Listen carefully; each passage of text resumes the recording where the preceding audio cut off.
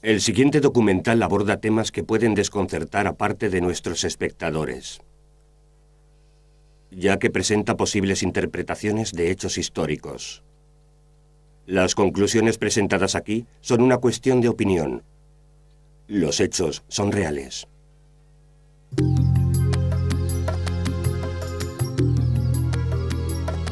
A principios del siglo XV existió un artista de nombre Leonardo da Vinci. Fue un precursor único del arte y de la ciencia. Y aunque muchas de sus obras, apuntes y descubrimientos se hayan perdido, lo que ha llegado a nosotros todavía nos deslumbra y desconcierta y nos guía hacia la búsqueda de conocimiento.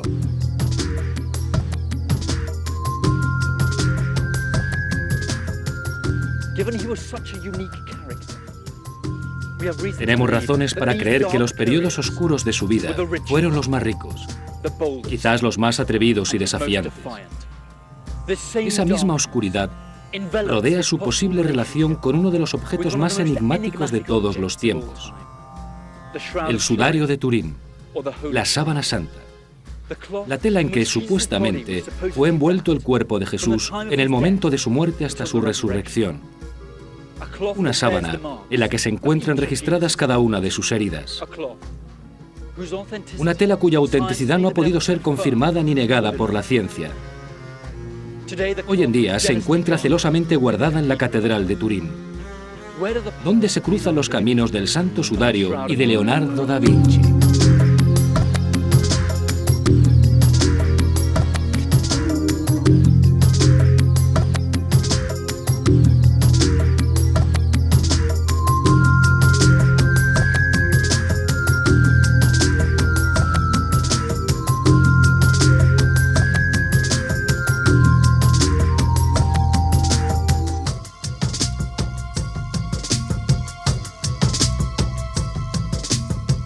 Da Vinci, el lado oscuro del hombre más brillante.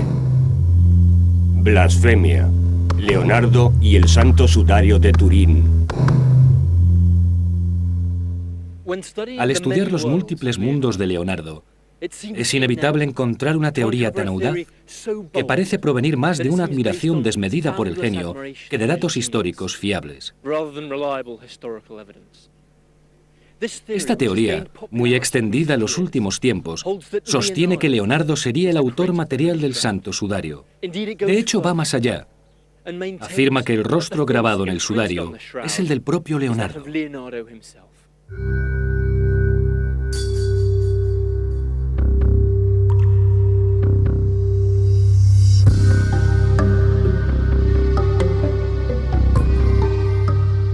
Poco se sabe con seguridad acerca del Santo Sudario. Lo cierto es que, si se tratara de una falsificación, tendría que haber sido realizada por alguien con gran talento en numerosas disciplinas: química o alquimia, anatomía, historia sagrada y óptica.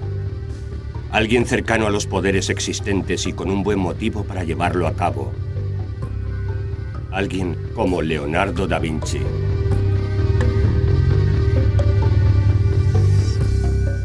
¿Acaso implica la afirmación de que alguien pudo haberlo hecho que necesariamente sea su autor? ¿O se trata de una visión obstinada de adjudicar al genio cualquier hazaña sorprendente? ¿Pueden probarse estas teorías? ¿O se trata simplemente de fantasías alocadas, conspiraciones ideadas para bestsellers? Para encontrar esa coyuntura entre Leonardo y el sudario, debemos recorrer primero los caminos de ambos. Por un lado, la historia del sudario, para saber exactamente qué es y qué han dicho la ciencia y la historia acerca de él. Por otro lado, el de Leonardo, para analizar los muchos experimentos artísticos y científicos que llevó a cabo en la época en la que el sudario reapareció en Europa. Y finalmente, atrevernos a creer. Comencemos a explorar entonces el misterioso camino del Santo Sudario. La sábana santa es una mortaja que reproduce la imagen de un cuerpo humano, presumiblemente la imagen del cuerpo de Jesús cuando fue bajado de la cruz. Las marcas se corresponden exactamente con el relato bíblico del martirio de Jesús. Lo espeluznante de la sábana santa es que lleva grabada la impronta del cuerpo inerte de Jesús ensangrentado, tal y como fue bajado de la cruz. Todavía hoy la escena estremece. La tormenta había pasado. Los soldados se habían retirado y los 3 hombres estaban muertos. Solo sus acompañantes contemplaban la escena, pero el universo seguía su camino. Estaba surgiendo la religión más poderosa de Occidente. Jesús de Nazaret, el predicador de la paz y la misericordia, sufrió un martirio que duró 12 horas. El sudario se menciona en la Biblia y para los creyentes es la prueba física e irrefutable de su martirio y resurrección.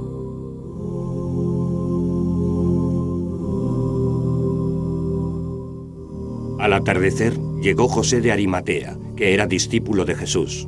Fue ante Pilatos y pidió autorización para retirar el cuerpo de Jesús. Pilatos se lo concedió. José tomó el cuerpo, lo envolvió en vendas con aromas y lo colocó en el nuevo sepulcro. Colocó una piedra frente a la entrada de la tumba y se marchó.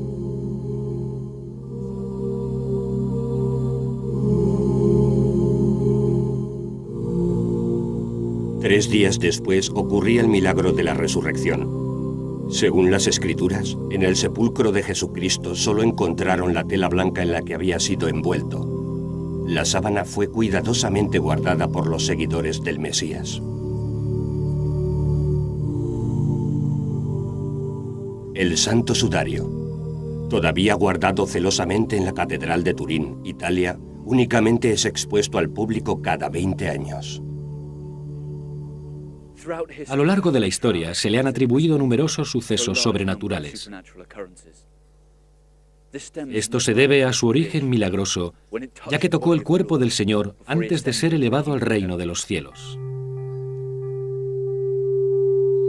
Desde el siglo I hasta nuestros días, los judíos han usado mortajas muy similares al Santo Sudario. Lo que diferencia esta tela del resto es que guarda rastros y detalles que encajan a la perfección con el relato bíblico del martirio de Jesús.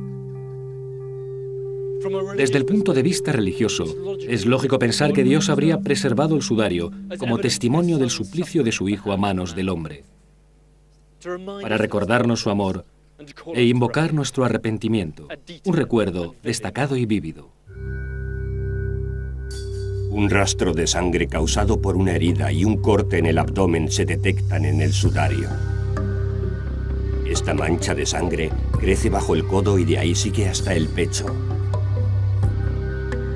2 regueros de sangre atraviesan toda la región lumbar, donde hay una gran mancha de sangre cadavérica que demuestra que el cuerpo fue movido durante los preparativos para darle sepultura. En los brazos se perciben marcas de heridas que podrían haber sido causadas por los clavos de hierro de las muñecas. El cuerpo tiene marcas de más de 100 latigazos. Algunos investigadores han hablado de hasta 120.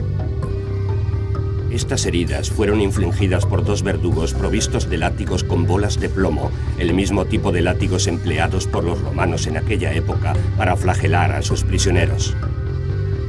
Numerosas manchas oscuras sugieren que corrió sangre por delante y detrás de la cabeza, coincidiendo con la hemorragia causada por la corona de espinas, descrita en el Nuevo Testamento. Por definición, la palabra milagro significa un hecho que no pueden explicar las leyes naturales y que se atribuye a intervención divina, sobrenatural. ¿Qué clase de energía pudo haber creado un grabado tan detallado, incorrupto y puro? Existe una versión de la aparición del sudario que, aunque nunca fue aceptada oficialmente por la Iglesia, ha sido tolerada como una explicación posible. Esta postula que Dios Padre se acercó al cuerpo de Jesús en el momento de la resurrección y que se generó una inmensa fuente calórica que solarizó la imagen del Hijo sobre la tela que le protegía.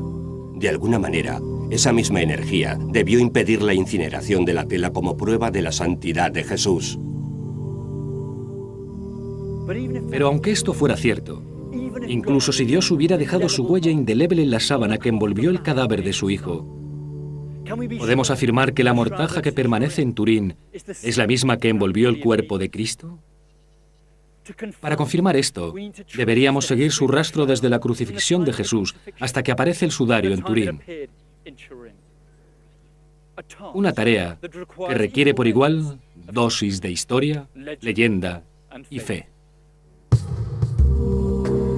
Según los evangelios, tras la resurrección de Jesús, el sudario fue custodiado por los primeros cristianos. Muy poco se sabe de la primera parte de su periplo. Los registros que existen son meras especulaciones, vagas versiones y algunos datos inconexos nunca confirmados. Se dice que en el año 535, un trozo de tela conocido como mandilion, presuntamente con la imagen de Jesús grabada en él, fue encontrado oculto entre los muros de una iglesia de Edesa, Turquía. Se desconoce si se trata del santo sudario o de un simple pañuelo, o es solo una leyenda.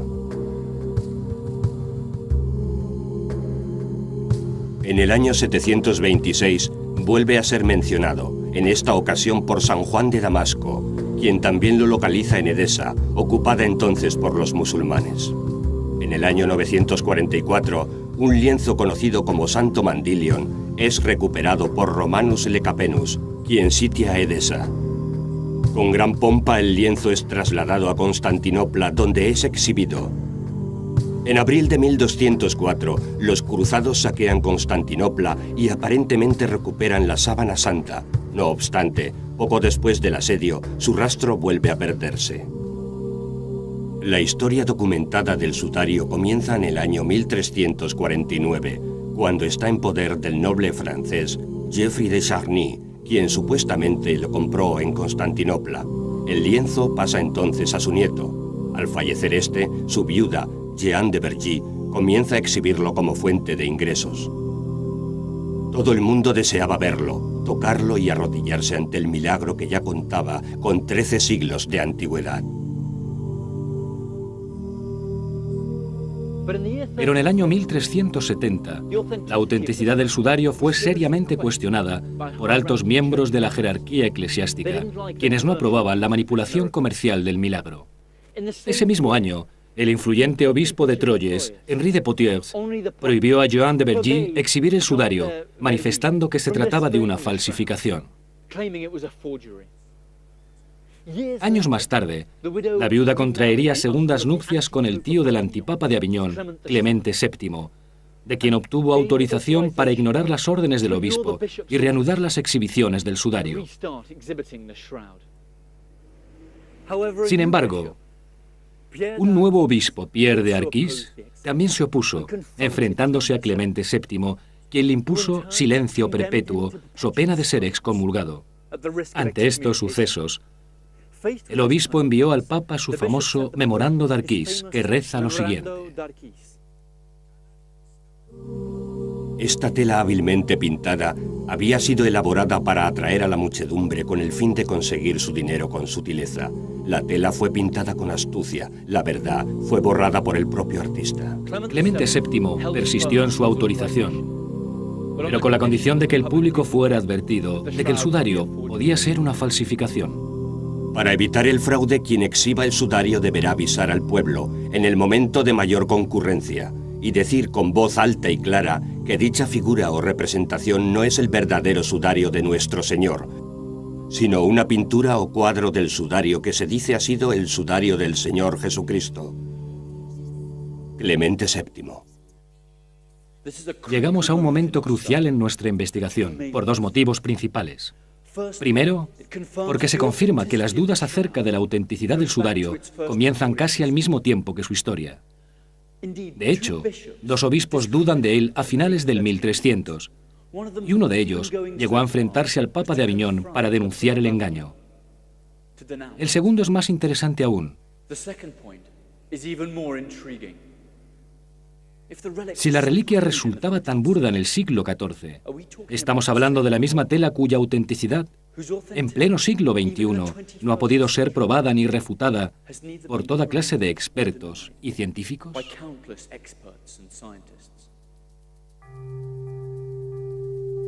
Parece que la falsificación de la sábana santa de 1370 era tan obvia e imperfecta que se podía detectar a simple vista.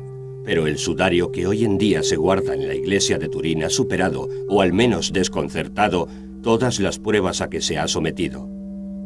Los estudios de Myriad y la tecnología más avanzada han llegado a resultados contradictorios, haciendo imposible establecer con seguridad los orígenes del sudario, su antigüedad real o cómo fue realizado.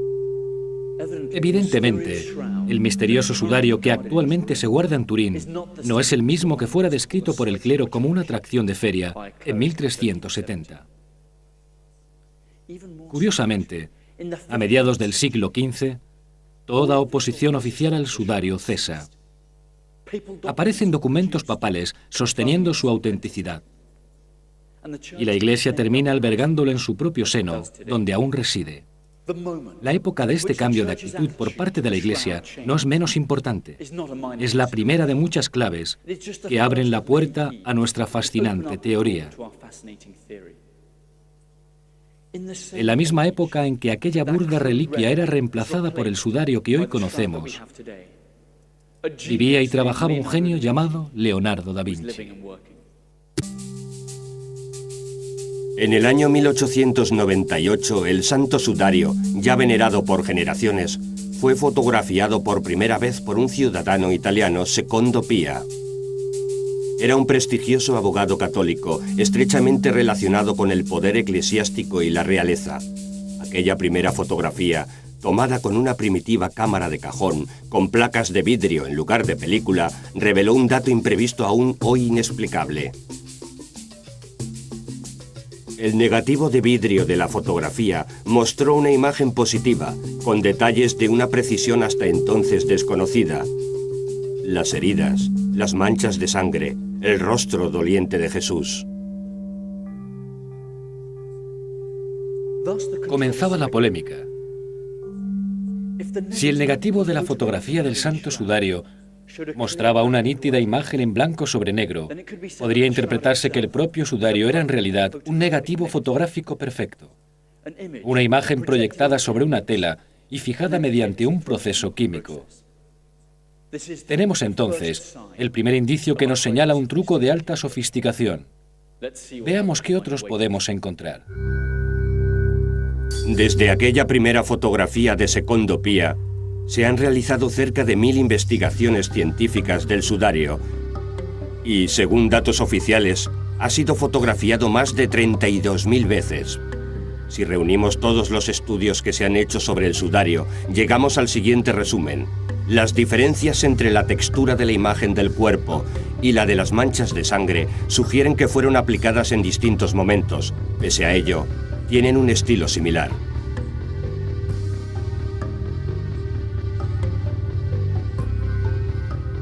Esto es particularmente llamativo en el área de la cabeza. Allí notamos que las gotas de sangre producidas por la corona de espinas son particularmente parecidas, como si hubieran sido calcadas. Más extraño es que no se mezclan nunca con el contorno del pelo. No hay coágulos de sangre en el cabello. Es como si las gotas hubiesen sido superpuestas en un dibujo previo de la cabeza.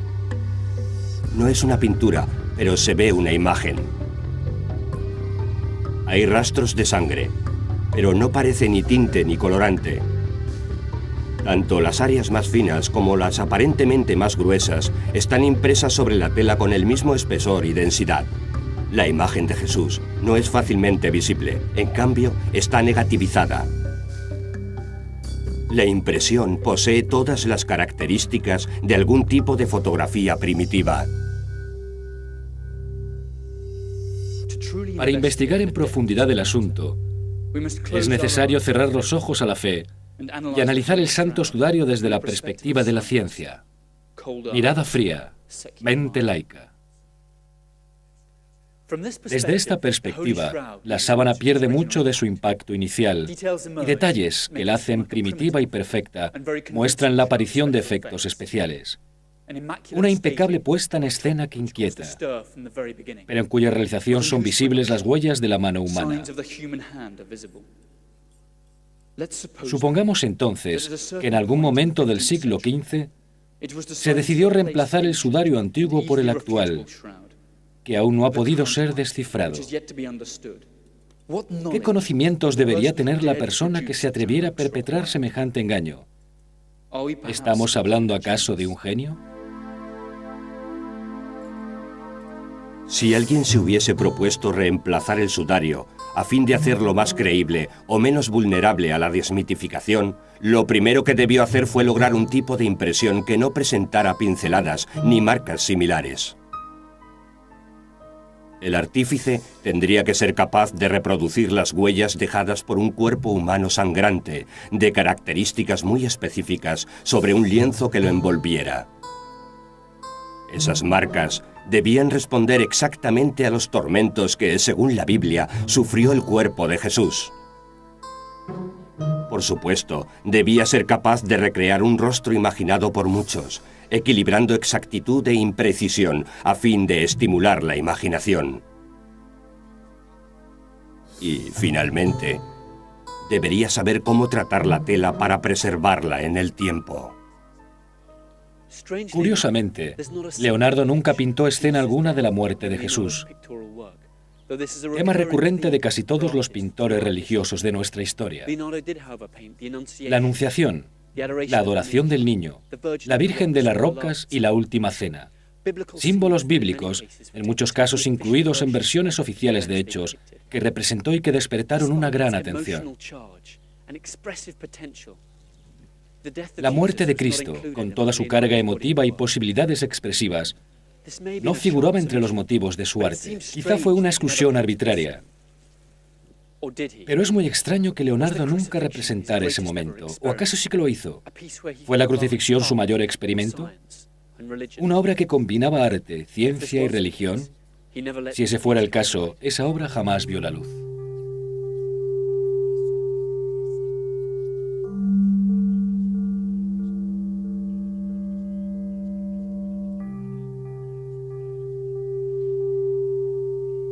Hasta ahora, todo lo que hemos aprendido en relación al sudario y Leonardo es que la Iglesia, que había tachado abiertamente al sudario de falsificación 100 años antes, dejó de cuestionarlo en la época en que vivió el gran maestro. Evocador, aunque lejos de ser un argumento concluyente. Pero aun sin señalar a Da Vinci, si asumiéramos la falsedad de la sábana santa exhibida hoy en Turín, nos enfrentaríamos a una serie de provocadoras preguntas. ¿Cómo era posible tener todos los conocimientos necesarios en diferentes áreas para crear un engaño que estafara a generaciones enteras de creyentes? ¿Cómo conseguir llevar a cabo semejante hazaña sin que trascendiera ningún dato o rumor a lo largo de la historia? ¿Por qué realizar tal falsificación? Si contestamos estas preguntas, encontraremos que el círculo se cierra y que cada vez es más creíble la conexión entre los destinos de Leonardo y el Santo Sudario. No muchas personas reunían a finales del siglo XV los conocimientos necesarios para realizar una proeza semejante. Una de ellas era Leonardo da Vinci, según consta en sus documentos que han podido ser recuperados. Anotaciones que indican que Leonardo era, además de un consumado artista, un científico con una fuerte orientación mística.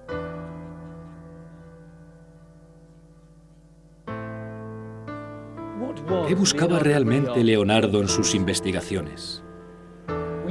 Sabemos que entendía la naturaleza y el hombre como una máquina perfecta, aunque plausible de ser recreada. Pero él quería ir más lejos, entender el mecanismo del alma. ¿Estaría Dios realmente en todas las cosas? ¿Dónde estaba el límite del conocimiento?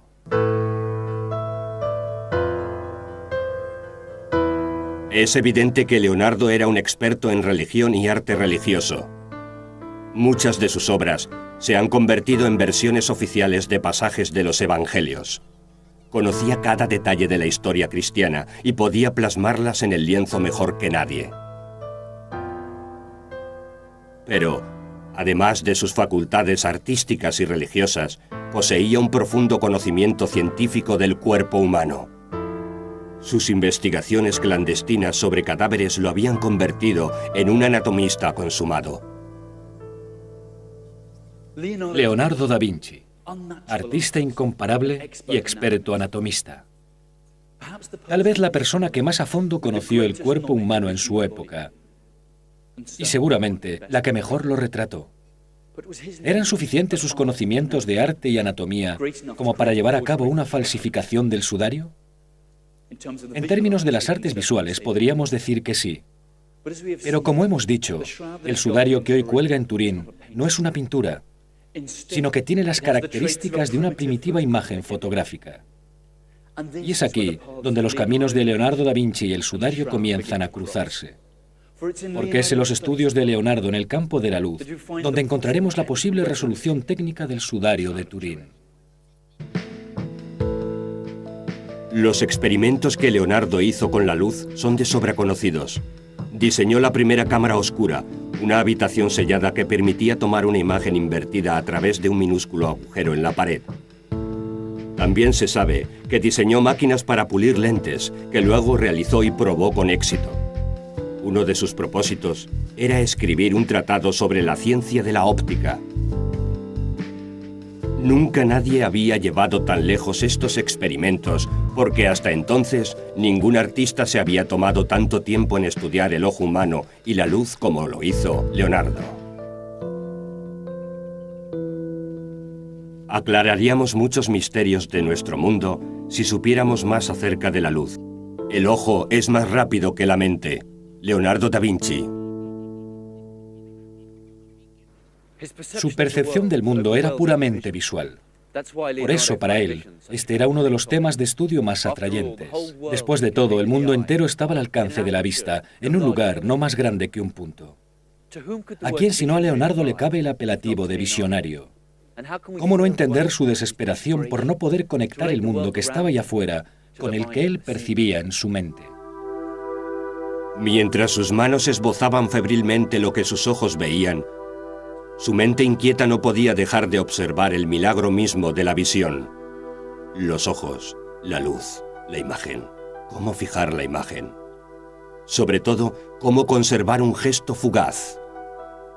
Recoger un segundo real sobre el lienzo, la base de la pintura, pero además, la esencia de la fotografía. La obsesión de Leonardo por la vista y los principios de la óptica muy pronto le llevó a los espejos. Realizó con ellos todo tipo de experimentos, llevándolos hasta el límite de sus posibilidades. Los espejos fueron para Leonardo una herramienta científica que lo acompañó en todas sus actividades. Con ellos, por ejemplo, aprendió a dominar la escritura al revés. También los utilizaba para sus retratos. Marcaba sobre el espejo el rostro del retratado y después trasladaba estos trazos iniciales al lienzo.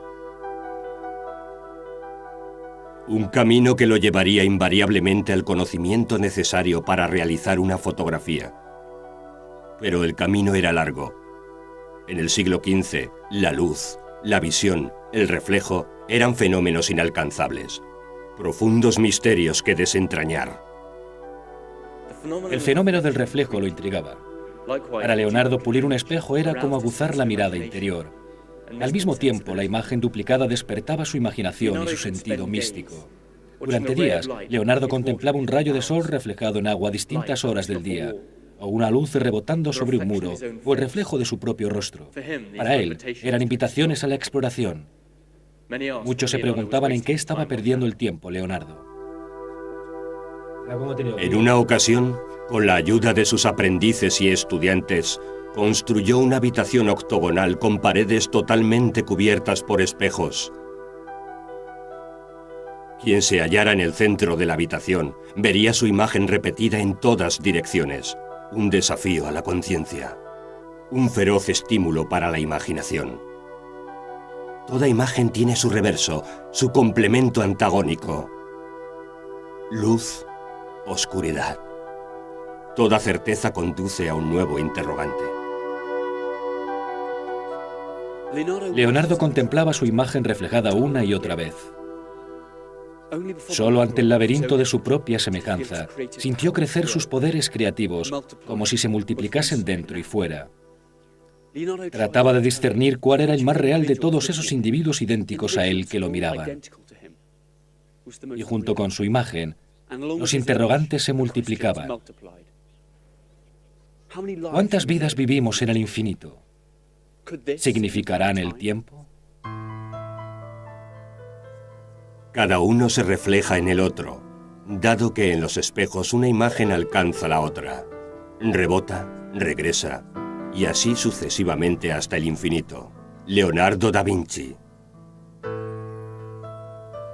Una y otra vez, Leonardo volvía a sus espejos. Para él, encerraban diversos significados. Como pintor, eran una herramienta indispensable para copiar modelos y manipular la luz.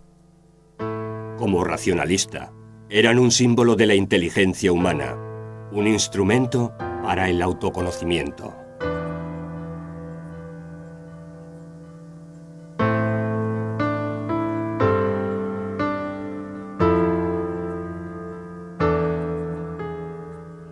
En su cuaderno de notas, Leonardo describió métodos basados en mercurio para perfeccionar la vista y la calidad del cristal reflejado. El estudio de la luz fue una de sus grandes obsesiones. Para él, el placer de la vista demostraba el poder del ojo humano. Fue entonces cuando comenzó a estudiar detenidamente el mecanismo de la visión. Encontró el extraño mundo de los espejos. ¿Hasta dónde llegó realmente Leonardo con sus experimentos? ¿Cuánto de lo que hizo habrá llegado a nuestras manos? ¿Cuánta información se habrá perdido en algún oscuro desván europeo?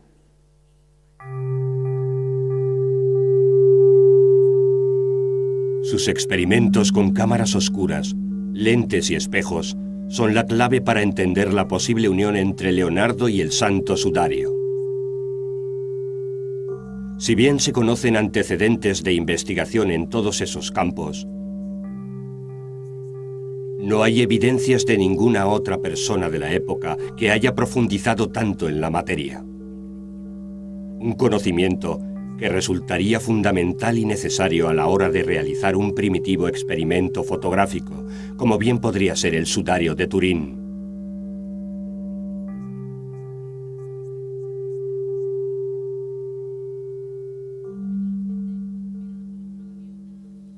Óptica, anatomía, arte, religión.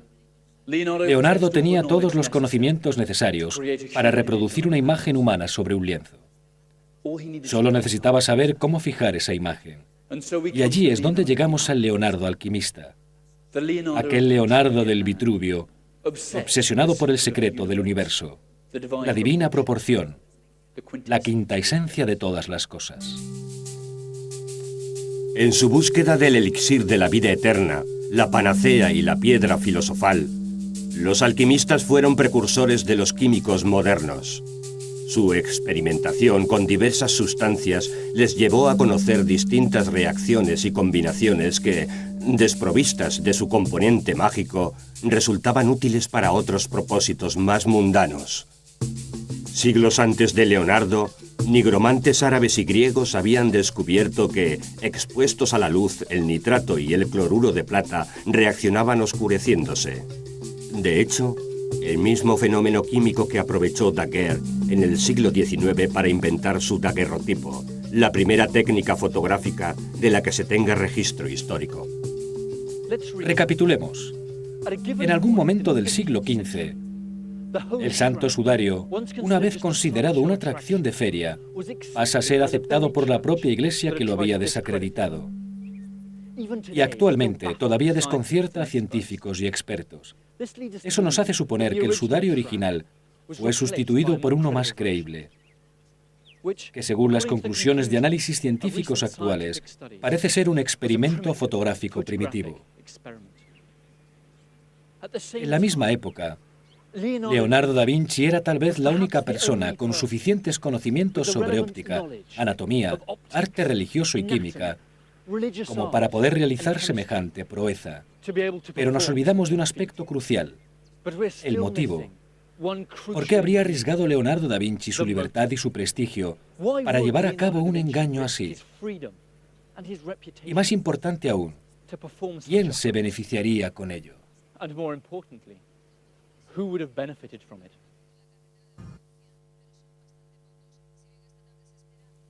Europa era por entonces una sociedad teocrática. Poseer una reliquia sagrada como el sudario era un valioso signo de poder, capaz de elevar el prestigio de cualquier familia noble. Su mera existencia podría reforzar la influencia de la Iglesia sobre la gente. Los nobles y la Iglesia eran protectores y clientes asiduos de Leonardo. Admiraban su talento, pero también sabían que el artista necesitaba de sus favores. Entonces no sería improbable pensar que un sudario más creíble hubiera sido encargado a Leonardo, casi como la construcción de un arma política secreta.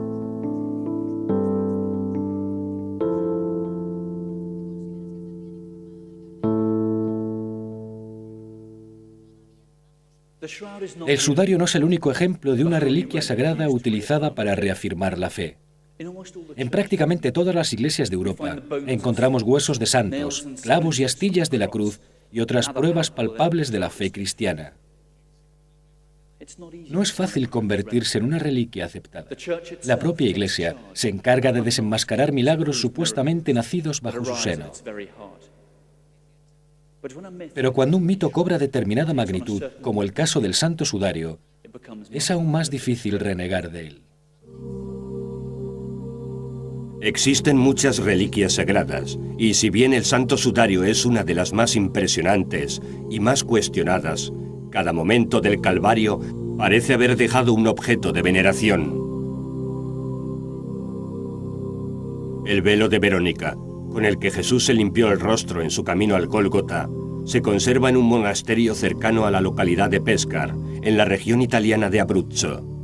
Fuentes católicas afirman que los rasgos impresos en el velo coinciden con los del sudario de Turín. La túnica sagrada que vistiera el Mesías hasta el momento de la crucifixión, la misma que los soldados echaron en suertes después de su muerte.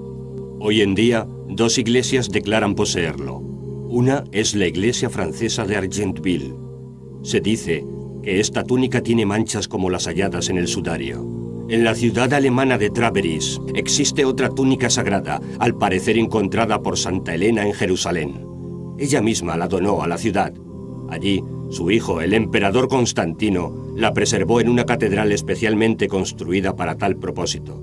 Desde el siglo XVI es exhibida regularmente. Los restos de la Santa Cruz están distribuidos entre Roma, el Vaticano, España y Turquía. A lo largo de los siglos, diferentes papas han donado trozos y astillas de la cruz a iglesias de todo el mundo.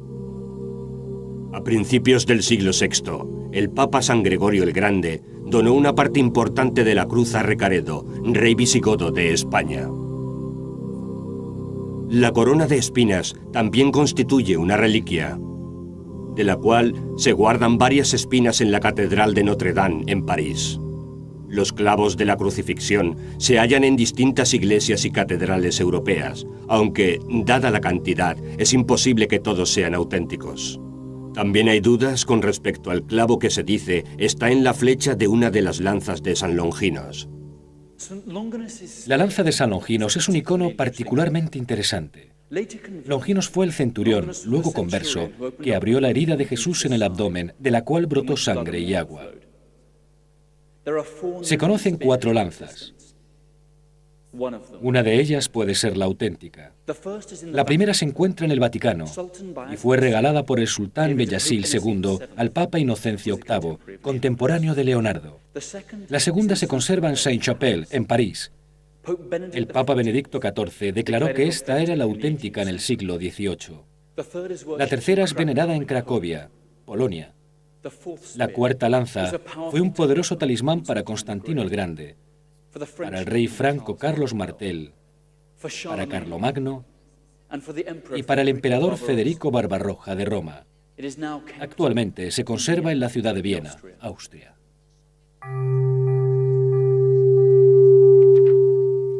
Cada reliquia sirvió en su momento como moneda de cambio por diferentes fracciones de poder.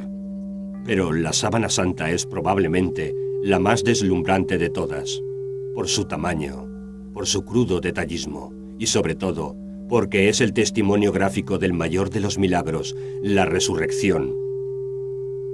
Objeto de culto de cientos de miles de personas hoy, cuesta imaginar el valor que podía tener esa reliquia hace 500 años, cuando la ilustración del hombre del Renacimiento amenazaba seriamente la fe. Con la aritmética más elemental podemos establecer que el número de reliquias existentes supera con creces al del relato bíblico. Entonces cabe preguntarse, ¿cuántos artistas se habrán dedicado a elaborar o restaurar reliquias? ¿Acaso es ilógico pensar que el sudario pudo haber sido una de ellas? Una copia, una versión, o el perfeccionamiento de una falsificación deficiente. Y si el sudario que menciona la Biblia existió realmente, ¿qué habrá sido de él?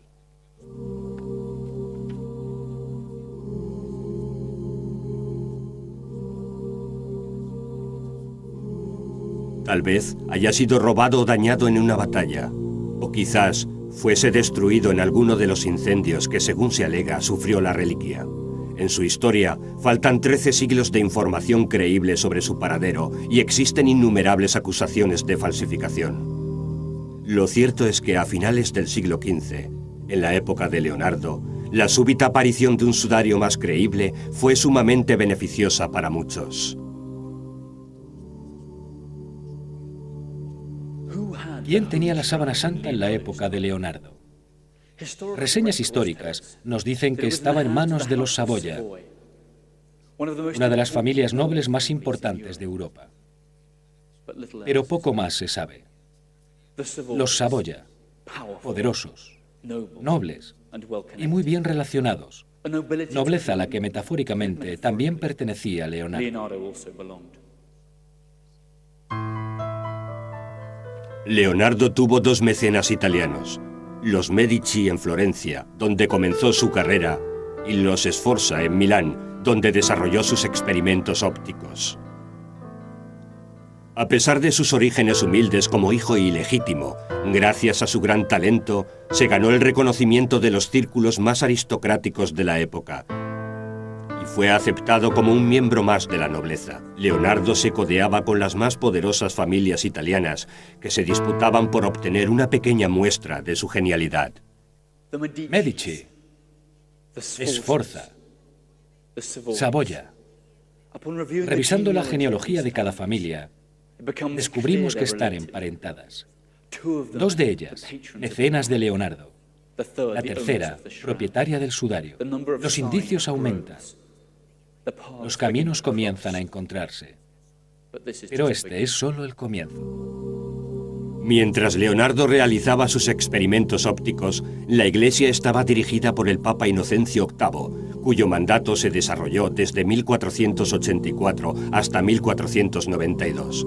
Inocencio VIII pasó a la historia como uno de los pontífices más débiles y corruptos, un pontífice que necesitaba fortalecerse.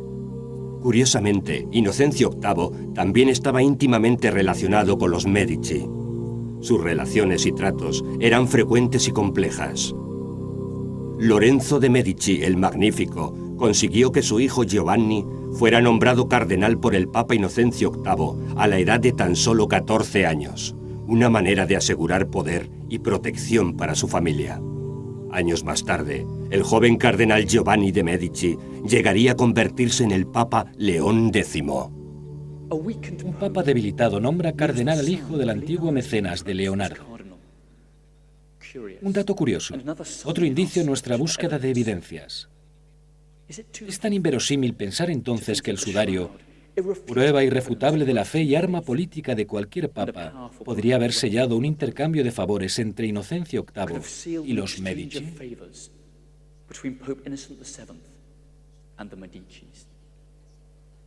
Sabemos con certeza que diferentes bandos de poder se prestaban espías, soldados e incluso artistas para todo tipo de designios. ¿Sería este uno de esos casos? ¿Qué otras coincidencias podemos encontrar estudiando un mapa político de la época?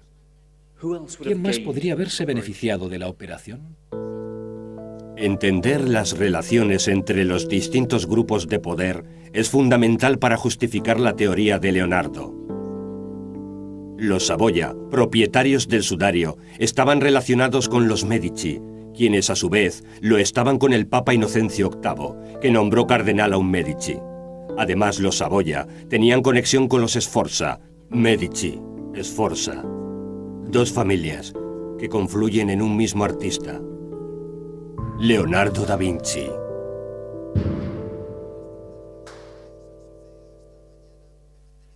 Tenemos entonces varias coincidencias, en un momento histórico, que comienzan a dar credibilidad a la teoría de Leonardo. Siguiendo la pista de los beneficiados, encontramos al Papa que se vería fortalecido por una reliquia creíble que renovaría la fe de la gente. Los Saboya, que ahora serían dueños de una reliquia más auténtica. Los Medici, que recibirían favores del Papa a cambio de fortalecerlo. Y los Sforza, emparentados con la familia de los Saboya y cuyas relaciones con el Papa eran siempre delicadas. Faltaría determinar si Leonardo fue o no uno de los beneficiarios. Semejante proeza debió haber constado en sus escritos, pero no existe referencia alguna al sudario entre sus anotaciones. Tampoco existe evidencia de que su patrimonio se viera incrementado con grandes sumas de dinero, aunque seguramente hubiera sido recompensado por una obra de tal magnitud. De hecho, Leonardo dependió de la generosidad del rey de Francia durante sus últimos años. Esto nos llevaría a pensar que, aparte de su enorme ego, que seguramente haría atractivo el desafío, tenía otras motivaciones. Leonardo dijo en una ocasión: los Medici me crearon y los Medici me destruyeron. Era el riesgo que se corría por estar al servicio de cualquiera de estas poderosas familias. Pese a su prestigio, Leonardo da Vinci era susceptible de ser presionado. Su encarcelamiento por sodomía durante su juventud, la naturaleza ambigua de algunas de sus escenas religiosas, sus investigaciones con cadáveres. No hubiera sido difícil acusarlo o quemarlo en la hoguera.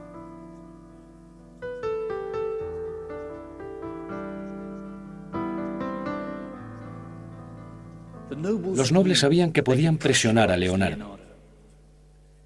Pero ¿cómo pudieron cerrar semejante pacto?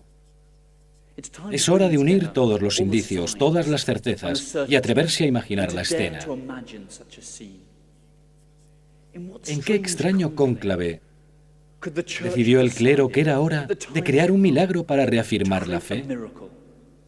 ¿Quién se encargó de comunicarse con la nobleza? ¿Qué valores se arriesgaron? ¿Y quién llevó a cabo la negociación?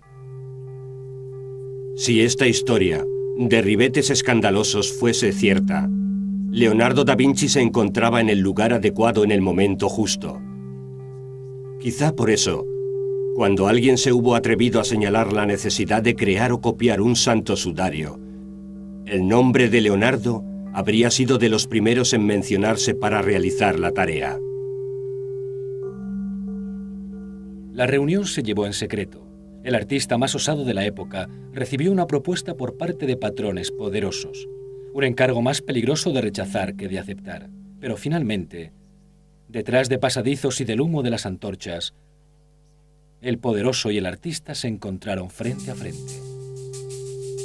Quizá da Vinci no se preguntara a qué ciencia se estaba dedicando cuando llevaba a cabo un experimento.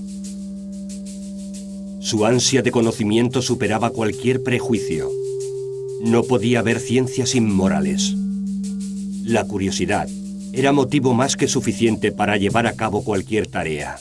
Y así, habría recibido ese encargo inesperado, tal vez forzado. Pero que más allá de los riesgos que podía acarrear, bien podía abrir las puertas a nuevas ciencias.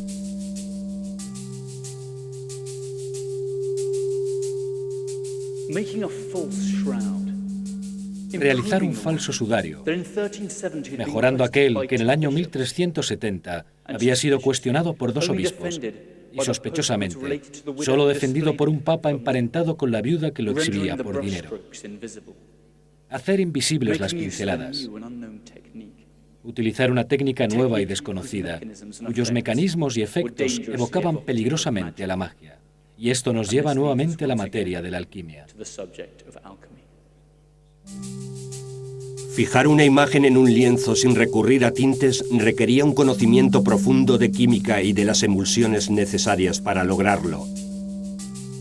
Nitrato o tal vez cloruro de plata, sustancias mencionadas en antiguos escritos sobre alquimia.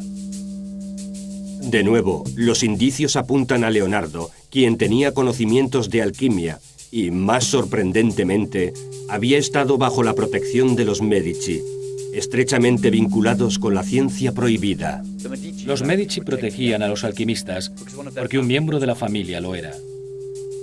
Giuliano era uno de los grandes maestros de las ciencias ocultas y Lorenzo Medici había fundado la Hermandad de los Magos, una de las más renombradas de Florencia.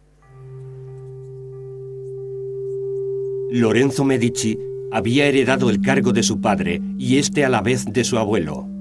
La confraternidad de los magos era no únicamente un centro de estudios, sino también un importante paso para quienes perseguían ganar poder en Florencia. Sigamos adelante con nuestra teoría. Leonardo se encontraba frente al mayor desafío de su vida. ¿Qué pudo haber pensado cuando fijó su vista en la sábana blanca? Más que un futuro milagro, probablemente viera un proyecto que, aunque imperfecto, era digno de ser llevado a cabo. Y él correría el riesgo.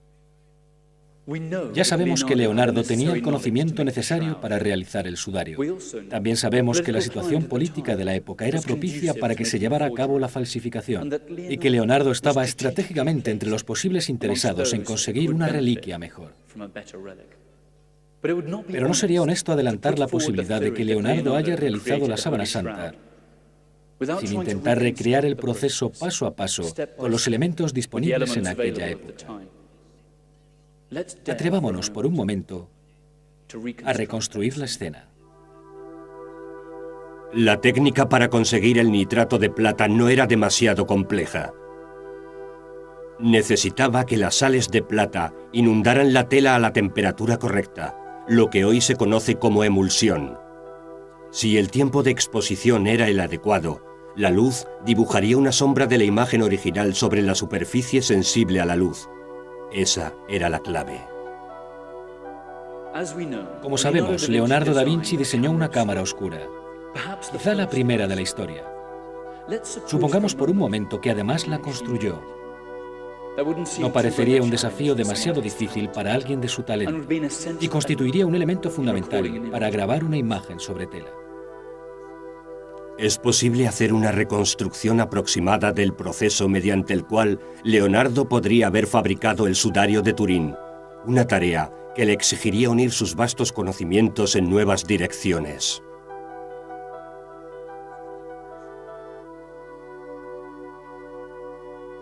Después de construir la cámara oscura, Leonardo debería haber sellado la habitación, oscuridad dentro, luz fuera.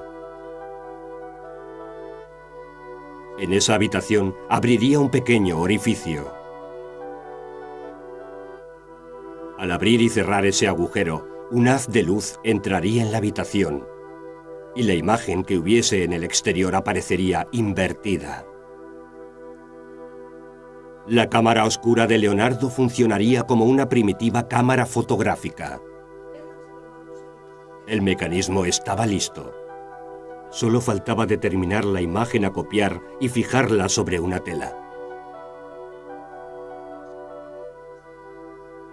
Leonardo tal vez estuviera frente al experimento más maravilloso de su vida. Podemos imaginarlo comprobando una y otra vez todos los componentes y los pasos a seguir. Si no había fallos imprevistos, tendría que dar resultado. Podemos asumir que los elementos con que contaba Leonardo en la época eran suficientes como para realizar una imagen fotográfica en un lienzo. Emulsión, lentes, cámara oscura, espejos. Aunque la fotografía no fuese oficialmente descubierta hasta 3 siglos después, en el siglo XVI, no existían impedimentos técnicos para el proceso. Los conocimientos de Leonardo sobre alquimia y sus propios inventos así lo demuestran. Ahora faltaba resolver el problema de lograr el modelo, la imagen perfecta del profeta muerto. Leonardo sabía que el más mínimo error podría arrastrarlo a la condena. Sin embargo, la excitación del desafío era mayor que cualquier temor. Sus conocimientos sobre arte religioso, pintura y ciencias forenses le hubiesen permitido completar esta tarea. Gracias a sus numerosas visitas a la morgue y a ejecuciones públicas, Leonardo conocía perfectamente cómo se ven las flagelaciones y las huellas de sangre en un cuerpo inerte. Podemos imaginar cómo aumentó su entusiasmo a medida que se acercaba la concreción del trabajo. Sus ojos brillantes, siguiendo el pulso perfecto de sus manos. Cuando le pareció que había llegado el momento, destapó el orificio y la luz inundó la tela. A medida que pasaban las horas, el lienzo se iba poblando de manchas y en el extremo, la imagen más sorprendente. El rostro de un hombre con el pelo hasta los hombros. Varias teorías sostienen que la imagen del sudario coincide con los autorretratos de Leonardo da Vinci.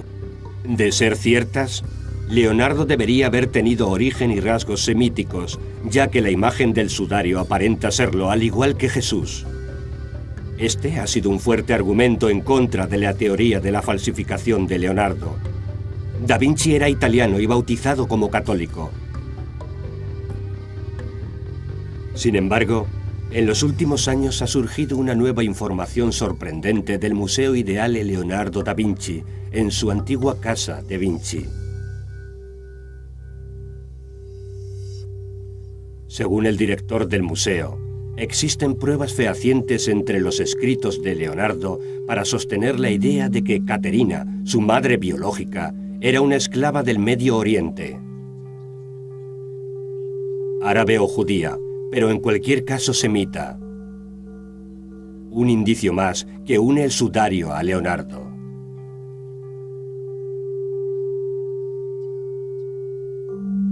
Un retrato de Dios con los rasgos de Leonardo. ¿No se trataría de una burla definitiva al dogma? ¿Un acto de suprema soberbia, digna de un artista mimado y genial? ¿O una silenciosa venganza por aceptar un encargo que jamás podría firmar con su nombre? Si esta teoría fuese cierta, su venganza hubiera resultado exquisitamente perfecta. A lo largo de 5 siglos, el sudario con su rostro habría sido reverenciado y adorado por los creyentes más apasionados de una religión que el propio Leonardo cuestionaba seriamente. Durante 5 siglos, miles de fieles cristianos se habrían postrado ante la imagen del gran falsificador, el anatomista, alquimista. El fabricante de milagros que no creía en ellos. Finalmente hemos encontrado el posible punto de convergencia entre Leonardo y el sudario. La idea de que Da Vinci puede haber sido el artífice del Santo Sudario de Turín sigue siendo tan audaz como lo fue al principio de este relato. Pero ahora se torna inquietamente posible. Los 500 años que nos separan de aquella realidad han difuminado los datos, confundido los rasgos y borrado completamente hechos y personajes de cuya existencia quizá nunca estemos seguros.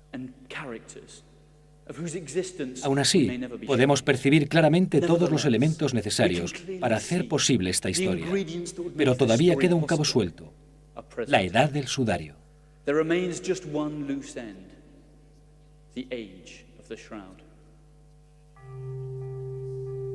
El método del carbono 14 nos dice que la tela del Santo Sudario data de una época anterior a la vida de Da Vinci, aproximadamente entre los años 1240 y 1400.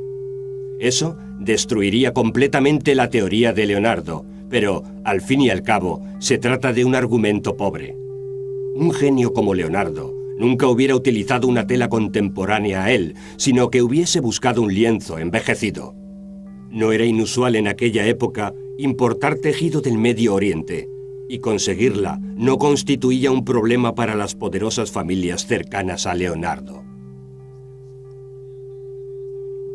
poderosos que se benefician, reliquias que se tornan creíbles, coincidencias temporales, experimentos posibles. Leonardo pudo realmente haber realizado la réplica del Santo Sudario. De ser así, nunca sabremos si quedó satisfecho o no con su trabajo. En ocasiones la historia esconde datos para preservar su misterio. Pero supongamos por un momento que esto fue lo que realmente sucedió.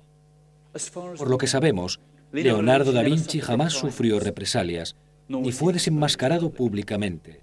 Y Leonardo habría realizado su experimento más ingenioso y su obra de arte más milagrosa. Cabe preguntarse si es la fe lo que convierte el objeto en milagro o el objeto milagroso en fe.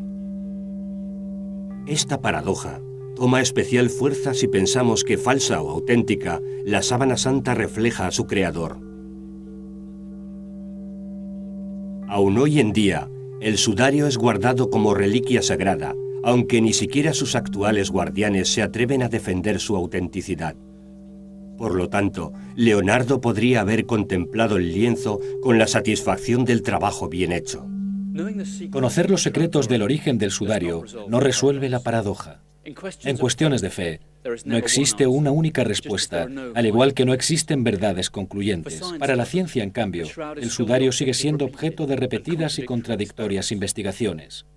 Pero es cierto que ahondar en los misterios del Santo Sudario abre un abanico de oscuros propósitos y enigmas, muchos de los cuales nos conducen a lo más profundo del alma y vida de Leonardo da Vinci. Quizás podríamos concluir que la veracidad de la sábana santa existe en el corazón del creyente o en la fórmula del escéptico. En algún lugar en el tiempo, Leonardo aún sonríe satisfecho.